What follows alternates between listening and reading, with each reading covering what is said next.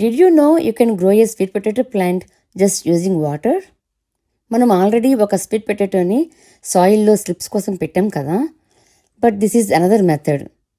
All you need is a sweet potato, a glass of water and some tooth pics.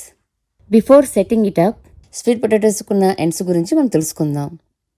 This is the pointed end. ఇక్కడి నుంచి మనకి leaves and vines వస్తాయి. This is the rounded end. ఇక్కడి నుంచి roots వస్తాయి. ఇప్పుడు మనం tooth పిక్స్ని sweet పొటాటోకి మిడిల్లో ఇలా పెట్టుకుందాం. రౌండ్గా ఉన్న ఎండ్ మాత్రమే వాటర్లో పెట్టాలి అండ్ పాయింటింగ్గా ఉన్న ఎండ్ని టాప్లో పెట్టాలి. ఇప్పుడు మనం కొన్ని స్వీట్ పొటాటోస్లో ఏది పాయింటెడ్ అండ్ ఏది రౌండ్ ఎండ్స్ అనేవి చూద్దాం. పాయింటింగ్ ఎండ్ని ఐడెంటిఫై చేయడం ఈజీ కనుక ఫస్ట్ దాన్ని ఐడెంటిఫై చేస్తే other end will be rounded end. అంతే కదా. దీనికి పాయింటింగ్ ఎక్కువ ఉంది కాబట్టి దీన్ని చూడగానే మనకు పాయింటింగ్ ఎండ్ అని అర్థమవుతుంది కదా. So other end will be rounded end.